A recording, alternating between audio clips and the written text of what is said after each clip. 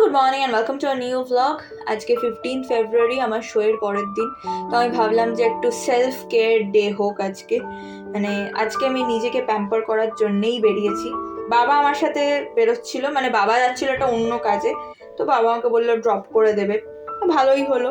আর আমাদের পাড়াটা এখন শুটিংয়ের জন্যই পপুলার হয়ে গেছে।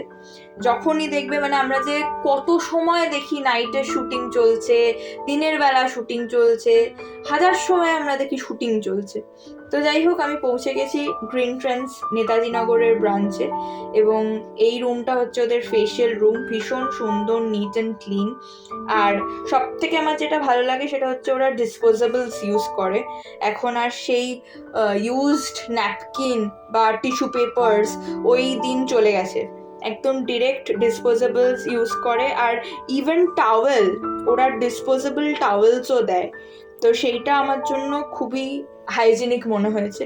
তোমরা যারা যারা নেতাজি নগরের ব্রাঞ্চে আসতে পারবে গ্রিন ট্রেন্ডসের, তারা ডেফিনেটলি সুস্মিতাদির থেকে সার্ভিস নিতে পারো। ভীষণ কেয়ারিং এবং ভীষণ ফ্রেন্ডলি, তোমাকে ভীষণ কমফোর্টেবল ফিল করাবে আর ভীষণ ভালোভাবে কাজ করে। এক্স্যাক্টলি তুমি কি চাইছো বা তোমার স্কিন টাইপ কীরকম, যারা ফেশিয়াল করবে তাদের জন্য, বা ইভেন যারা মেকআপ করবে, ব্রাইডাল হোক বা পার্টি মেকআপ হোক, তাদের সকলের জন্য আমি দেখেছি সুস্মিতাদি এটা সবসময় করে যে তোমার কি দরকার, তুমি কিভাবে ভেবেছো একটা লুক, বা তোমার ফেশিয়ালের জন্য কীরকম স্কিন টাইপ, সেগুলো সব কিছু টেস্ট করে নেওয়ার পরেই, এবং তোমার কি কি প্রবলেমস রয়েছে, আমাদের সকলের স্কিনে কিছু না কিছু প্রবলেম তো রয়েছে, কি কি প্রবলেমস রয়েছে সেগুলো সমস্ত কিছু ভালোভাবে দেখে শুনে তবেই ট্রিটমেন্টটা শুরু করে। সেটা আমার মনে হয় সব থেকে ভালো। আর আমার ফাইনাল লুকটা দেখো, আমি তো খুবই স্যাটিসফাইড। এবং ওই রকমভাবে সেটিং স্প্রে দেওয়া চুলটাকে যে এইরকম করে দিতে পেরেছে, আই এম সো হ্যাপি। এই হ্যাসেলটাতে আমাকে বাড়িতে নিতে হয়নি, সেই জন্য আমি যথেষ্ট খুশি। আর আমার স্কিনটাও ভীষণ আরাম লাগছিল আমার মেকআপটা রিমুভ করার। আমি মেকআপ তো কালকে রিমুভ করেইছি, কিন্তু তা সত্ত্বেও ও একদম ভালো করে সুন্দরভাবে আমাকে প্রচণ্ড যত্ন নিয়ে আমার ফেশিয়ালটা করেছে। আর আমার তো শেষের দিকে ঘুমই এসে গেছিলো, এত ভালো ম্যাসাজটা, আনপ্যারালাল। তো যাই হোক, তারপরে বেরিয়ে উল্টো দিকে শর্মায় এসছিলাম এবং ভাবছি যে জিলিপি নেব। তো জিলিপি নেব আর তার সাথে যদি আর কিছু নিই, কিন্তু সেটা না আমি খুব একটা শিওর নই, কারণ আজকে আবার একটু শাইনিদির সাথে বেরোনোর প্ল্যান রয়েছে। সেই কারণে ফাইনালি আমি জিলিপিটাই নিয়ে চলে এসেছি, আর কিচ্ছু নিইনি। এদিকে রয়েছে শীতের একদম শেষের দিকের আর কি ফুলকপি। এবারে আর ফুলকপি খাওয়া যাচ্ছে না। কারা কারা রোজ রোজ ফুলকপি খেয়ে টায়ার্ড হয়ে গেছে আমাকে জানিও। আর তার সাথে রয়েছে মাতোর স্পেশাল চিংড়ির মালাইকারি। মাতোর স্পেশাল কারণ মাতো চিংড়ির মালাইকারিটা জাস্ট অপূর্ব বানায়, ভাষায় বলে বোঝাতে পারবো না, এতটা ভালো।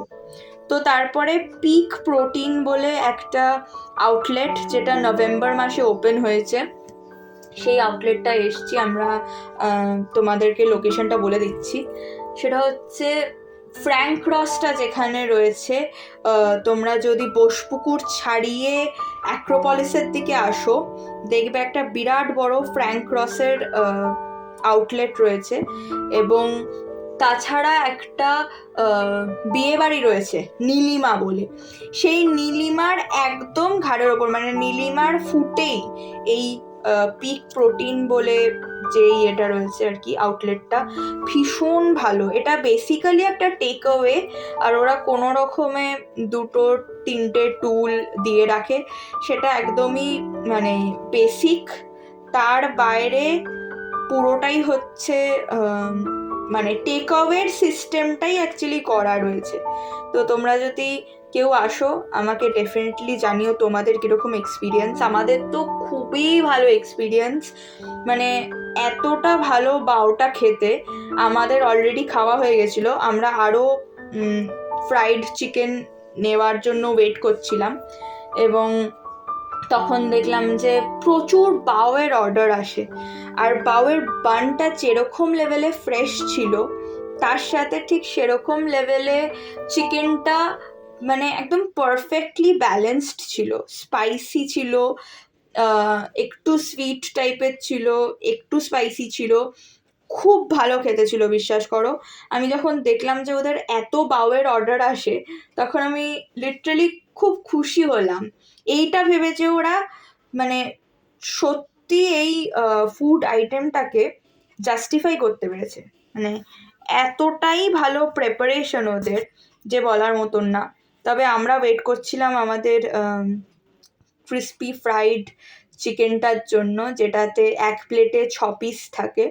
তো আমরা 3জন গেছিলাম। প্রথমে ডিসিশন হয়েছিল শাইনিদি আর আমি যাব, তারপরে শাইনিদির আরেক বন্ধু এসছিল আর কি, জয়েন করেছিল আমাদেরকে। তো সেই জন্য আমরা ওটা দুটো দুটো করে খেয়েছিলাম আর ভীষণ ভালো ছিল। কোটিংটা আরেকটু পাতলা হলে ভালো হতো, but it was pretty good. তার সাথে আমরা নিয়েছিলাম হচ্ছে সিঙ্গাপুরিয়ান ফ্রাইড রাইস আর বাটার গার্লিক ফিশ। তো সেটাতেও 6 পিস করে থাকে এবং ভীষণ ভালো টেস্টটা, মানে চিকেনটার ক্রিস্পি ফ্রাইড চিকেন। আমি নামগুলো না ভুলে ভুলে যাচ্ছি, তোমাদের জন্য আমি মেনু কার্ডটা অ্যাড করে দেব যাতে করে তোমরা মানে দেখে নিতে পারো। এখন ধরেছি বাড়ি ফেরার পথ এবং আজকের মনটা আমার খুবই খুশি, ভীষণ ভালো এক্সপিরিয়েন্স, খুব ভালো খাওয়া দাওয়া হয়েছে। আমি চাইবো যাতে ওরা সারা জীবন এইরকম ইয়েটা মেনটেন করতে পারে, মানে যাতে খারাপ না হয়ে যায় ওদের টেস্টটা, যাতে ফুড কোয়ালিটিটা পড়ে না যায়। ম্যাক্সিমাম দোকানেই আমি দেখেছি একবার নাম করে ফেললে তারপরে মানে গড়বড় হতে থাকে, বাট হোপফুলি ওদেরটা হবে না। তো চলো দেখা হবে তোমাদের সাথে আরেকটা নতুন ব্লগে। টিল দেন টাটা, সবাই খুব ভালো থেকো, সুস্থ থেকো, সাবধানে থেকো।